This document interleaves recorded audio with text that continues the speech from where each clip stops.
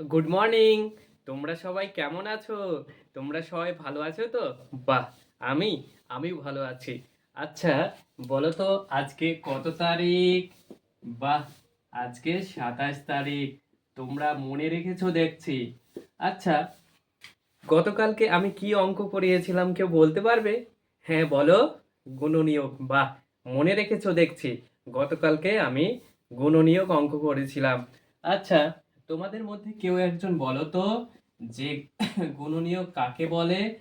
কেউ বলতে পারবে? হ্যাঁ বলো। হ্যাঁ, খুব সুন্দর বলেছো। কোনো সংখ্যাকে যে যে সংখ্যা দিয়ে ভাগ করা যায় সেই সংখ্যা হলো ওই সংখ্যার গুণনীয়ক। বাহ, খুব সুন্দর বলেছো। ধরো এখানে হচ্ছে 15। তাহলে আচ্ছা বলো তো 15কে কোন কোন সংখ্যা দিয়ে ভাগ করা যায়? এক। বাহ, খুব সুন্দর বলেছো তো। তারপরে আর কি সংখ্যা দিয়ে ভাগ করা যায়? 5। বাহ বাহ বাহ, খুব ভালো শিখেছো দেখছি। তারপরে বলো 3। বাহ, খুব সুন্দর বলেছো। আর 15। বাহ, তাহলে 15 গুণনীয়ক কোনগুলো? 1, 5, 3 ও 15। তাহলে আমরা আগের ক্লাসে গুণনীয়ক শিখেছিলাম। তোমরা সবাই বুঝতে পেরেছো। বাহ, খুব ভালো লাগলো। তো আজকেও তোমাদের খুব একটি আকর্ষণীয় বিষয় আমি তোমাদের শেখাবো। তোমরা অবশ্যই মনোযোগ সহকারে শিখবে তো? কেউ কথা বলবে না, ঠিক আছে? খুব সুন্দর বিষয় আমি আজকে তোমাদের শেখাবো। তো আমাকে কেউ বলতে পারবে যে মৌলিক সংখ্যা কাকে বলে, বা মৌলিক সংখ্যা সম্পর্কে কারোর কি ধারণা আছে? নেই তো? ঠিক আছে, আমি তোমাদের শেখাবো। তোমরা সুন্দরভাবে শিখবে, মন দিয়ে শিখবে, ঠিক আছে? আজকের বিষয় হবে বা আজকের পাঠ হবে, আজকের পাঠ মৌলিক সংখ্যার ধারণা। মৌলিক সংখ্যার ধারণা, ঠিক আছে? মৌলিক সংখ্যার ধারণা। তো প্রথমে আমরা জানবো যে মৌলিক সংখ্যা কি, ঠিক আছে? ভালো করে শুনবে, হ্যাঁ? কোনো সংখ্যাকে এক এবং যদি সেই সংখ্যা দিয়ে ভাগ করা যায় তাকে আমরা বলবো মৌলিক সংখ্যা। তাহলে মৌলিক সংখ্যা কাকে বলে বলো তো?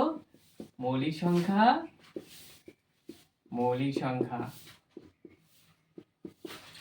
কোনো সংখ্যাকে, কোনো সংখ্যাকে এক ও সেই সংখ্যা দিয়ে যদি, সেই সংখ্যা দিয়ে যদি, দিয়ে যদি ভাগ করা যায়,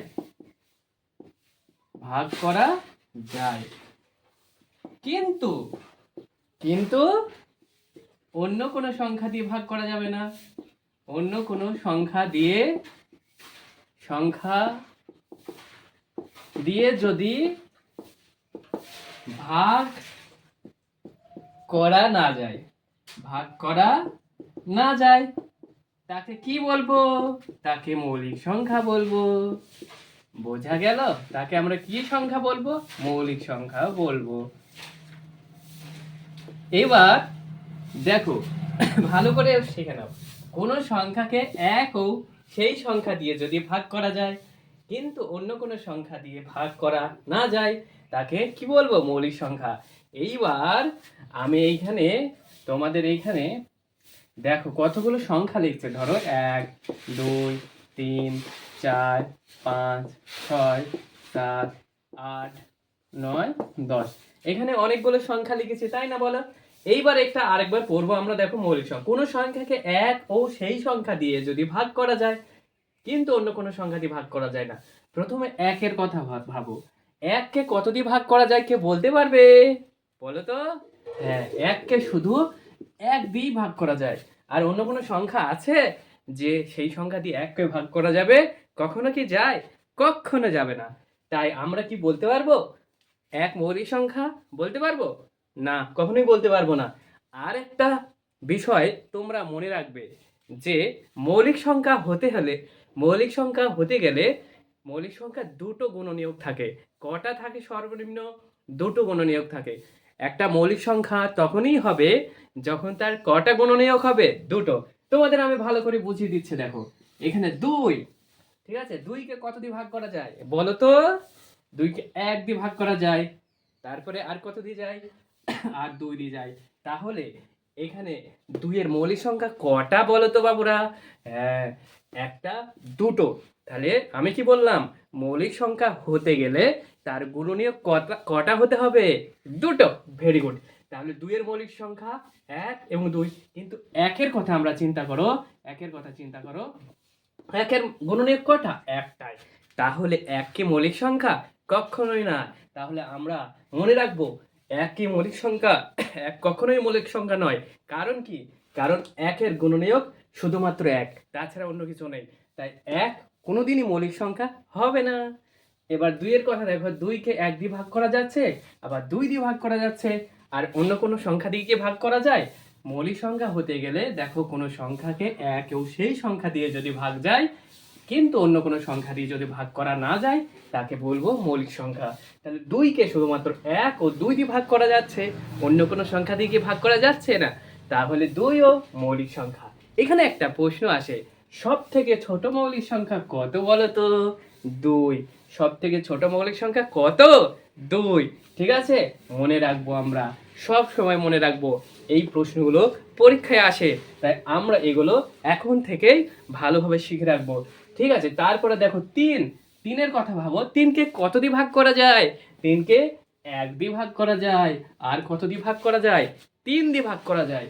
তাছাড়া অন্য কোনো সংখ্যা পৃথিবীতে আছে কি যেটাকে তিন দিয়ে ভাগ করা যায়? শুধুমাত্র দেখো, ভালো করে দেখো, তিনকে এক দিয়ে ভাগ করা যায় আর তিন দিয়ে যায়, অন্য কোনো সংখ্যা দিয়ে কিন্তু তিনকে ভাগ করা যাচ্ছে না। তাহলে তিনকে কি আমরা বলবো মৌলিক সংখ্যা? মৌলিক সংখ্যার সংজ্ঞায় যা শিখেছি, কোনো সংখ্যাকে এক ও সেই সংখ্যা দিয়ে যদি ভাগ করা যায়, কিন্তু অন্য কোনো সংখ্যা দিয়ে ভাগ করা যদি না যায়, তাকে মৌলিক সংখ্যা বলবো। তাহলে তিনকে কত দিয়ে ভাগ করা যায়? এক দিয়ে ভাগ করা যায়। আর কত দিয়ে ভাগ করা যায়? তিন দিয়ে ভাগ করা যায়। তার মানে তিন কি মৌলিক সংখ্যা? বাহ, তিনও কিন্তু মৌলিক সংখ্যা। এবার চলে আসো চারের কথা। দেখো, আমি প্রথমে বলেছি যে মৌলিক সংখ্যার কটা গুণনীয়ক থাকে? দুটো। কিন্তু যখনই দেখবা দুটোর বেশি গুণনীয়ক হয়ে যাচ্ছে, সেটা কিন্তু মৌলিক সংখ্যা হবে না। তাহলে দেখো, চারকে কত কত দিয়ে ভাগ করা যায়? বাহ, চারকে এক দিয়ে ভাগ করা যায়। আর কত দিয়ে ভাগ করা যায়? চারকে কিন্তু দুই দিয়েও ভাগ করা যায়, দুই দোকানে চার। আর চারকে কত দিয়ে ভাগ করা যায়? আর চার দিয়ে যায়। আমি কিন্তু সংজ্ঞায় বলেছি, কোনো সংখ্যাকে এক ও সেই সংখ্যা দিয়ে যদি ভাগ করা যায়, কিন্তু অন্য কোনো সংখ্যা দিয়ে যদি ভাগ না করা যায়, তাহলে তাকে মৌলিক সংখ্যা বলে। কিন্তু চারের কথা ভাবো, চারকে এক দিয়ে ভাগ করা যায়, দুই দিয়ে যায়, আবার চার দিয়ে যায়। তার মানে শুধুমাত্র চারকে তো চার দিয়েও যায়, আবার এক দিয়েও যায়, আবার দুই দিয়ে মানে অন্য একটা সংখ্যা দিয়েও যায়। তার মানে কি এটা কি মৌলিক সংখ্যা হলো? মৌলিক সংখ্যা দুটো গুণনীয়ক থাকবে, কিন্তু এখানে তিনটে, একটা বেশি হয়ে গেল। তার মানে এটা কি মৌলিক সংখ্যা বলবো? বলো বলো বলো। না, তার মানে এটা মৌলিক সংখ্যা নয়। এটা কি সংখ্যা? এটা যৌগিক সংখ্যা। যৌগিক সংখ্যা পরের দিন ক্লাসে আমি অবশ্যই শেখাবো। তোমরা কেউ কামাই করবে না, সবাই আসবে, খুব গুরুত্বপূর্ণ বিষয়গুলো শেখা হবে। ঠিক আছে, এবার দেখো তিনও কিন্তু আমরা যে মৌলিক সংখ্যা পেলাম। এবার পরীক্ষায় আর একটা প্রশ্ন আছে যে পরপর দুটি মৌলিক সংখ্যার উদাহরণ দাও। দেখো, তিন পরপর দুটি মৌলিক সংখ্যার উদাহরণ কত? দুই আর তিন পরপর রয়েছে, তাই না? ঠিক আছে, খুব সুন্দর। আর একটা পরীক্ষায় আছে, সেটা তোমাদের পরের দিন বলবো। এবার হচ্ছে কি, দেখো, চার, পাঁচ, ছয়, সাত, আট, নয়, 10। এর মধ্যে এবার তোমরা কেউ বলতে পারবে কোনটা কোনটা মৌলিক সংখ্যা? বলো বলো। কোনটা? পাঁচ। বাহ, ভেরি গুড। আর ছয় কি হবে তাহলে? ছয় যৌগিক সংখ্যা। কারণ কি বলতো? বাহ, ছয়কে এক দিয়ে যায়, দুই দিয়ে যায়, তিন দিয়ে যায়, আবার ছয় দিয়ে যায়। মৌলিক সংখ্যা হতে গেলে কি হতে হবে? দুটো গুণনীয়ক হতে হবে। বাহ, খুব সুন্দর শিখেছো তোমরা। বাহ, খুব ভালো লাগলো। পরের দিন ক্লাসে তোমরা আসবে, যৌগিক সংখ্যা ধারণা আমি দেবো, অবশ্যই কেউ কামাই করবে না।